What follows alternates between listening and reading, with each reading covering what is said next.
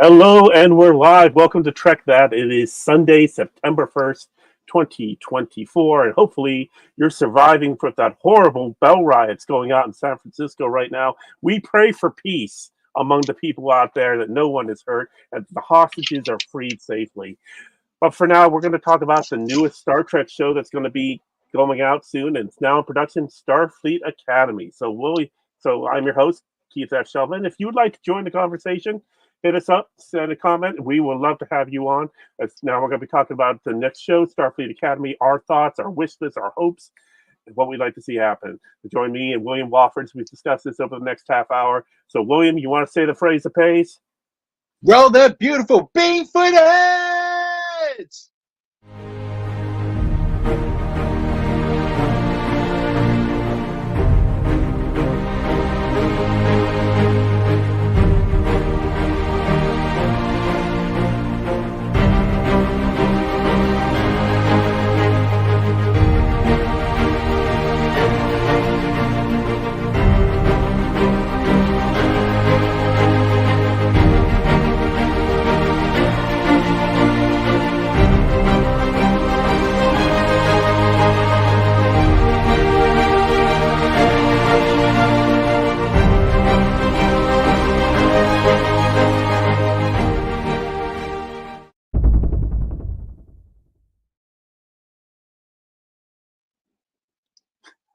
That was nice.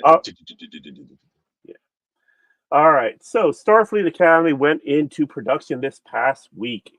It will star Holly Hunter as captain and the commandant of the new Starfleet Academy. It is set in the 32nd century, picking up where Star Trek Discovery Season 5 left off when it left our screens earlier this year. We got some more information at Comic-Con, in which they announced more. They had already started letting out the new cast members, but they announced some of the recurring cast members, including the Star Trek names we already knew and loved. And of course, that means from Discovery, we have Oded Fares continuing as Fleet Admiral Charles Vance. We have Sylvia Tilly, Mary Wiseman, returning as a Starfleet Academy instructor. Although she will be a recurring guest star. She's not going to be a regular member of the cast. But then other returning cast members include Tig Notaro, that's engineer turned medic turned mixmaster. Jet Reno will be at the Academy. And then the big announcement being the return of Robert Picardo as the emergency medical hologram. Now, this would be the Robert Picardo's EMH as seen in the Voyager episode Living Witness, which spent several years on that alien world as their chief of medicine before boarding a shuttle and taking off to try to find their home. At least that is our belief, being that apparently he spent some 700 years there, and this show, of course, is set 900 years after his appearance on Voyager. Now, this now means that we're going to get Robert Picardo in not one, not two, but three Star Trek series, having appeared, of course, as the Doctor across all 7 seasons of Voyager. Mm-hmm. And then, of course, he's been a recurring character on season 2 of Prodigy. Mm-hmm. He did have a couple guest spots on Deep Space Nine. Mm-hmm. And he appeared in the Star Trek TNG movie First Contact as a different version of the EMH on the Enterprise E. Mm.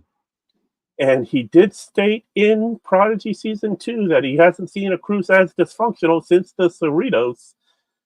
So, considering Prodigy Season 2 is set after Lower Decks Season 5, that has to bode well for him to show up in Season 5 of Lower Decks, right? Yeah, it's only logical. Yeah. But and of course, the other cast list, let me go ahead and share.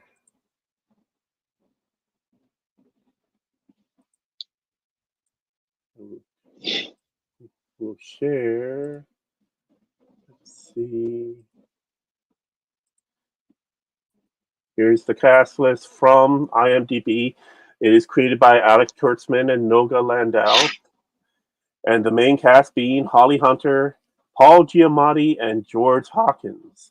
And of course, you see Oded Fair, Mary Wise, Rob Ricardo, Tignataro. And then our newcomers, our students at the Academy will be Bella Shepherd, Gina Yashir, Carice Brooks, Zoe Steiner, Kareem Diane, and Sandro Rosta. We don't know their character names yet. We don't know what species they're even going to be, but we know they're coming and we're going to be ready for them. Mm. Now, of course, this, as I noted, this will be set in the 32nd century, as Kurtzman pointed out. That's because that's at a time when the Academy is relaunching, as we saw in season 4 of Discovery.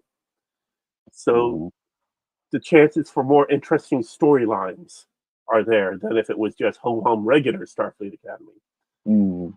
And apparently, Paul Giamatti's official role will be the villain of the series. That's So, gotta be cute. so whether that means he's like, Severus Snape on steroids, or some other very harsh professor, or someone outside the Academy trying to shut it down, we'll find out. So, William, your thoughts first on when you heard the news about Starfleet Academy. I'll be honest. I was not that enthusiastic originally Hmm. when I heard the original. This is before the cast that we have now. This was before the idea, the plotline idea that we have now. Just really wasn't that impressed. In fact, I think I remember asking someone on this podcast or Trek is Light as a whole, did any of y'all ask for this?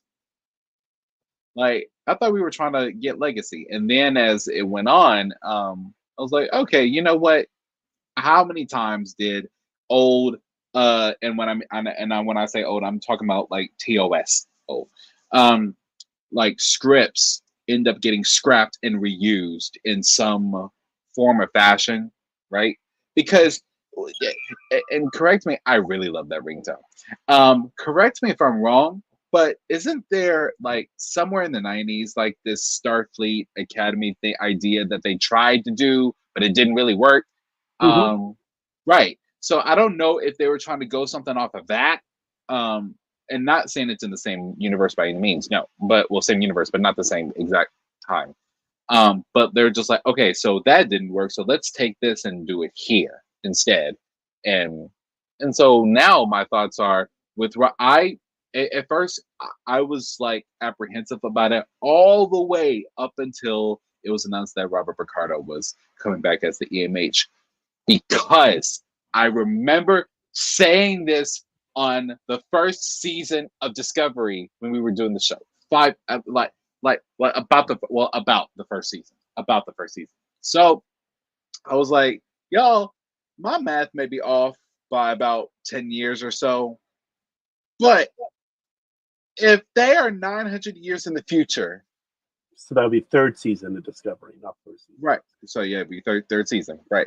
So if they are 900 years in the future from a point where they are 10 years before Kirk, that means that given a decade or two, depending on what, because we don't really know how long of the 700 years the Doctor was on that planet or there or even floating through space. Hmm. Like, it could be, there, but when I did the math, I forgot the exact numbers. When I did the math, it landed him smack dab middle of the burn. And I was like, oh my God. Like, did his shuttle get caught in the explosion? So I'm freaking out. And I'm like, okay, I hope that they answer this question. And it looks like his program, we hypothesized that his program has been saved, which sold me on the idea of Starfleet Academy, which I hope works. I also theorize that, I mean, one could say that Prodigy and Lower Decks are geared towards younger audiences. Um, I think that Starfleet Academy is going to try to gear towards younger audiences in a live action sense. Because I was telling Keith just right before the show, I said I can hear the generational old jokes coming a mile away, because yes, Tilly is over 1,000 years old. Yes, she is. But yeah, those are my thoughts on Academy so far. Okay. Well, yeah, you brought up right that that was one of the original pitches for Star Trek Six before they came up with the idea that became the Undiscovered Country, which was very much influenced by the Chernobyl accident and its effects on the Soviet Union. So we said we get Praxis and the Klingons. Uh, but the idea being that it would be a way to reboot the series and have young actors play young Kirk and young Spock and young McCoy. What a crazy idea! Right. So basically, they stuck with that idea, and eventually we got Star Trek '09, and Mm. we got like the germ of that. But then, of course, they took it even farther. Hmm. But they've always had Starfleet Academy as like in their back pocket as an idea of something they wanted to do. Like there was a toy series where you had the Trek cast members in their from their Academy days. There's currently a Picard comic book series of his Academy days that Hmm. I think they did the 3 or 4 issues. Hmm. So it's one of those things where it could be an interesting thing, either looking at characters we already know and love, or introducing us to new characters. Hmm. Now, I'm going to put this out there. This is what I do not want it to be. Do you remember the show Glee? Yes. Okay. Yes. So, Glee had the unique limitation of it's supposed to be a high school glee club, Right. which means even if all of the kids in the club are freshmen, you get at most 4 seasons of that cast. But they were all different ages. That means some would graduate, you know, Yeah. some should graduate at the end of the first season and everything. Like, and especially since it was live action, you couldn't like hide the fact that they were aging. Right. So they tried to do. They started as actors aged out. They started to bring in younger actors, and one of the things they came up with was a reality show in which you tried out to be on the new characters for the future of Glee. And I this see. lasted only, I believe, 1 season. And you did have the winner of that 1 season end up joining the final season of Glee. But Okay. and when it came out, I thought it was a brilliant idea. If they did one other thing, they had to take the characters that were most popular from the original show and give them spin-offs. Finn, Rachel, all that they needed to leave the show, leave Glee, and go off and do their own show. Maybe they did a show where it was all four, like four of them, in which each week it was from a different one. But they needed to spin off that way, and Right. then Glee could become this thing that just keeps going Right. because each year you would have the reality show to feed in new talent, and those are the freshmen that had come in the next year, and then going onward. Right. Of course, that would end up meaning that Fox would end up being basically Glee 24/7, which I mean, considering some of the It's other stuff they've had, right. is that such a bad idea? I But of mean, course, it all fell apart because they didn't do the spin-offs, and so then they had to divide the time of the main show with mm, the regular cast in the high school, and mm, storylines got you know overdone. mm. But that's not what Starfleet Academy can be. But what Academy can be is these young actors that when they started announcing the names, people were like, "Who?" Like, no, that's the Yeah. point. They're Yeah. supposed to be unknowns. Right. Though these people could be the next 20, 30, 40 years of Star Trek. Mm. It could be. If if this show does it right, these cast members who right now we're like don't really know their names, don't I mean obviously we don't have character names or species for them. All we have is you have this cast picture from when they showed up for the first day of Mhm. production, and it is being produced in Star Trek Studios in Toronto, the same studios where they make Discovery. Mm. Some of those people there, you may be seeing them in Star Trek for the next several decades. It's true. Yeah. It's true. Because weren't like William Shatner and Nichelle Nichols and all of TOS around those ages when they started? Well, they're a little bit older, yes. Yeah, I But was gonna say like uh, 30s. Walter Koenig, though, Walter Koenig was definitely in his late teens, early 20s when he joined the Mm. cast in season 2. Oh, so that's why they made the joke about him being younger. Oh yeah. Well, he was brought in to appeal to the Beatles and the Monkees fans. Like they even Mm. gave him the haircut style, I was gonna same say style. his hair was so. Well, his first couple episodes it was a wig, and it did not look good until Mm. his hair grew out to the right length, and then it looked fine for the rest of the series. But yeah, Mm. Okay. but yeah, he was definitely to appeal to a teen audience, Mm. and that's what essentially this show is. It is we are getting more live action. There's going to be a live action comedy show we know of. Yeah, Picard is over. We're hoping for Legacy. Discovery is over. This is what is taking over essentially for Legacy. Prodigy season. I mean, well, the animated show is Prodigy right now. You better be watching it on Netflix if we want season 3. Mm-hmm. Lower Decks season 5 comes out in October. You better be watching it when it comes out if you want Yeah. more Lower Decks. Short treks, we don't know if we're ever getting any more of those. Yeah, they kind of stopped that after like what, season 3? Season 2. Season 2. It got 2 seasons, yeah. Oh. Yeah, it was a nice filler in between season 1 and 2 of Discovery, and then we got a couple more after season 2 of Discovery, and yeah, nothing since then. Mm. And then, of course, we have Strange New Worlds, which is Right. season 3 is coming out sometime early next year. Mm-hmm. And then, of course, we have the Section 31 live action movie. What were Now, of your course, thoughts on the? I'm sorry. Go ahead. William, you have your own desire of why you want these Star Trek live action shows to succeed, right? I mean, like, I want to be on one. Like, I gotta be on one. Like, it is like, okay, like I'm gonna put it to you this way.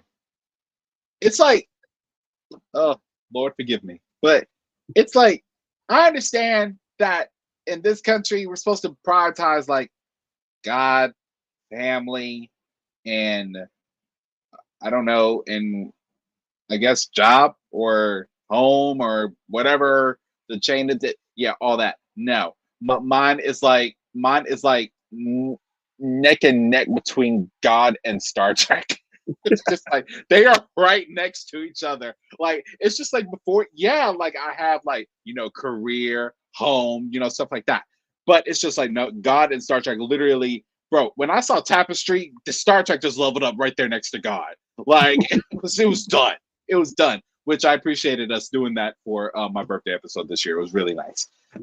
But yeah, I put them right next to each other because Star Trek literally is my ideology. It is my philosophy. It had a big part in raising me as an adult, if that makes any sense. Like growing up, I all I knew was I just like seeing ships shoot at each other in space. That's all I knew. I did not even understand what I was looking at with Nemesis. All I knew is they were talking and they were talking, throwing shade at each other, and that was it. And I'm just like, skip to the end where they shoot at each other, and I'm like, oh, cool, crashing ships, that's nice.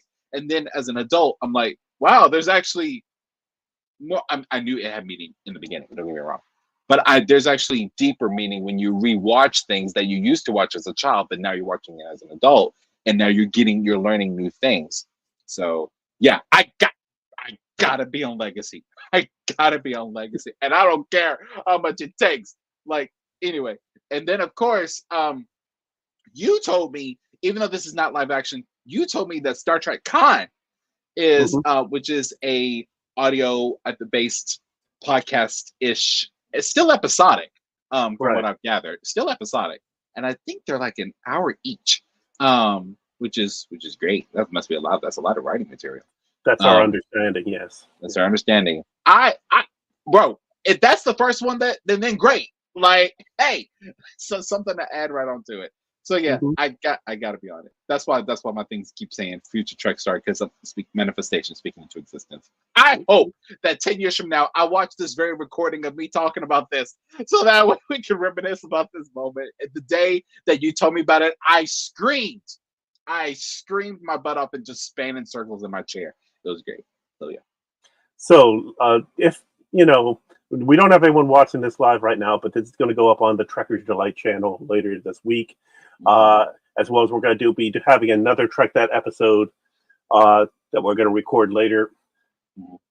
But if anyone's watching this, say, Aaron Walke has checked out Trekkers Delight, if Alex Kurtzman, uh, if anyone else, if Noga Landau or any of the other production people might catch this and, looking for inspiration, right here, people. This is your guy. I'm 42. I'm beyond dreams of television and movie spotlight. But Will is still in the prime. You got to give him a shot. Oh, oh, come on! Even Morgan Freeman didn't get famous till he was 50. True, and yeah, same thing with Anthony Bourdain and several others. But that, uh, I got my life. I got my family. That's Mm. they are to my family is my number one by far. There you My go. daughters are my world, Yeah, and I would not do anything that could take me away from them. that's fair. So, yeah, Absolutely fair. and I have my own personal goals of what I want to do and stuff. Right. And, the things I'm currently doing. This is only a nice part of it because I am such a lover of Star Trek, all things Star Trek. Oh yeah. All right, so let's take a quick break for our ad break, and then when we come back, we're going to talk about our predictions, wish list, and just general thoughts on Academy. Just run down what you absolutely do want to see, what you absolutely don't want to see, and what you absolutely hope to see. Okay, Will? Got it. Okay. So now, thank you for watching this episode of Trek That. We are part of the Trekkers Delight podcast network, and we are also created by AS21 Studios. And if you want to support us and AS21 Studios and other similar podcasts, consider signing up for Audible today and get your first 3 months for free. Just use the code audibletrial.com/AS21. Get your first 3 months free. You'll have a choice of over 180,000 titles from Audible's audiobook collection. Hearing wonderful things, books of any genre. You have full cast performances. You have single narrator, nonfiction, fiction, poetry. Like I was listening to the wonderful poetry of Sandra Cisneros a couple weeks ago in preparation for the National Book Festival. And so she has this wonderful poem ripping off of, oh, shoot, now I'm blanking on his name, the Welsh poet. But just to give you an idea of, I am anyone who's caught previous of these podcasts before know I am an avid audiobook listener. Mhm. I am currently reading the third book in Becky Chambers' Wayfarer series, Records of a Spaceborne, a Record of a Spaceborne Few, about a future human society that is no longer able to live on Earth and is now making their way across the galaxy. It's a very non-Star Trek future, but it's still an interesting read. And last week I read, my major reading was The Rediscovery of America by Ned Blackhawk, Native Peoples and the Unmaking of U.S. History. Now, it was a good book. I was prepared to call it a great book, but it fell a little bit short of where I expected the story to go. But it was still an excellent read, and I highly recommend it for anybody wanting to read U.S. history from a slightly different angle. But this and many thousands of titles to choose from. Check it out today, audibletrial.com/AS21. You get great audiobooks, and once you download them, they're yours for free forever. And while you're doing it, you help us out. So give it a listen. Let us know what you think, and feel free to share with us what you're listening to. Also, I recommend you check out our our merch store, my merch store over at TeePublic, tpublic.com/store/Swift, in which I share some of my artwork on t-shirt designs. Also, there's things I'm promoting by local area, and also some political things. I have some wonderful uh, Harris Walls merchandise that I've come up with. I am a proud Democrat, and I show my support for the Democratic politics here in the United States of America. And with the election coming up, I have a bunch of new things up there for you to check out. Hmm. And then finally, one other thing to bring your attention, we remind you to save Lower Decks. Lower Decks Season 5 currently is it's scheduled to be its last. So sign the change.org petition on the address listed here, or just go to change.org and look for it and sign up today. They're just short of 10,000 signatures. So sign up now, and hopefully we can keep this show coming for years to come. Okay, William. First thought. Yeah. I just reshared the Lower Decks post to my Facebook again. Okay. All right. First thoughts of what do you expect you will see in Star Trek Starfleet Academy? I've learned not after experiencing the privilege of experiencing season 1 of new Star Trek shows these last 5 years, not to have crazy expectations for season 1. Mm-hmm. But what I hope to see is more exploration. I don't know if that means new worlds, but I would like something new. I would like something interesting, even if it's down to earth on a social level, and then wherever planet or station that they might be on. That's what I want. Okay.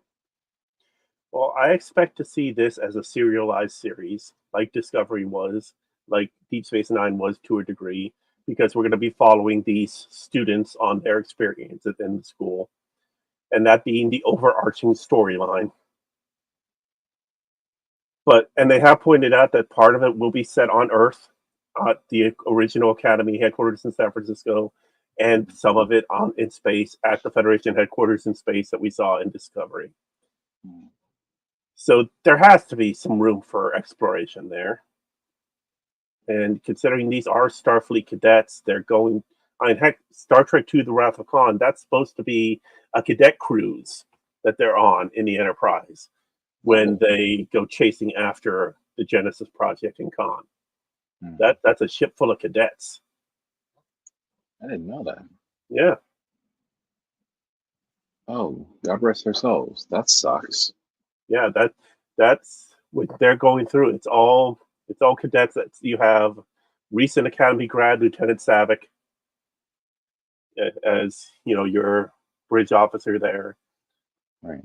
And basically you have the other crew as their instructors. Well, specifically Spock is their instructor. And then, of course, we saw in Valiant the episode of Deep Space Nine where you had a Defiant class ship run by Red Squad from the Academy. And of course, now it's Prodigy Season 2. We've got the Protostar Squad, and we've got Nova Squadron back from first duty in TNG. Mm-hmm. So we've have Academy crews, but this is back 32nd century, and it is continuing where we're going into the future. All right, what do you not want to see in Starfleet Academy?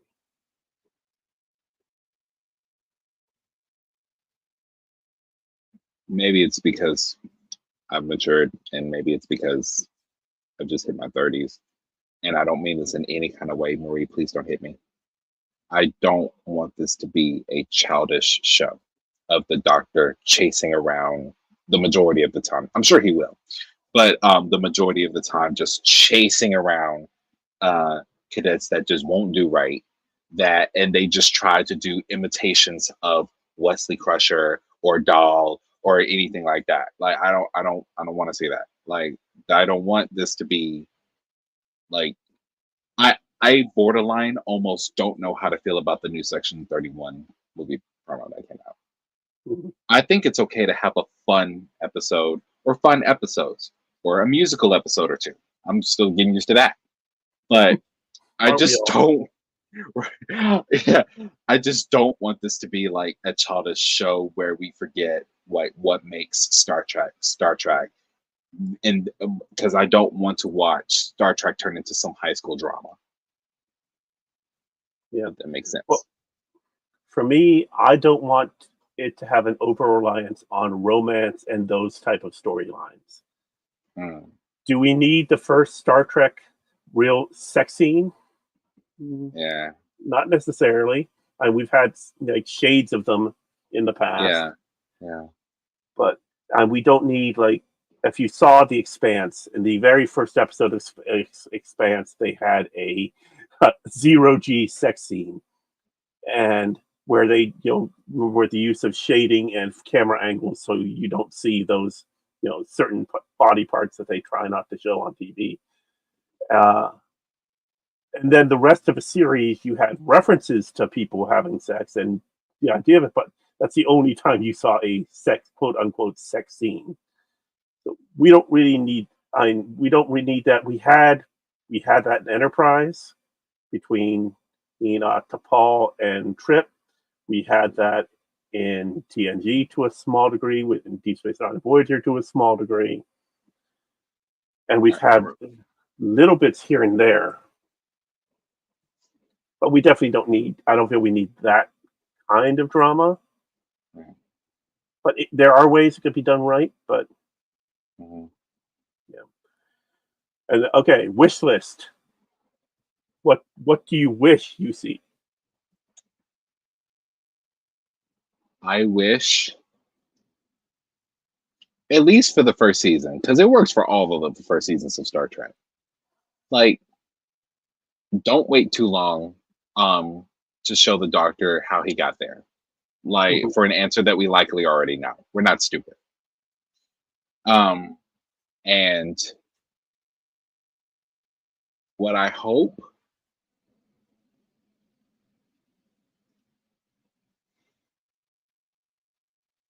yeah, I guess if I to do my best to put it into words, I hope that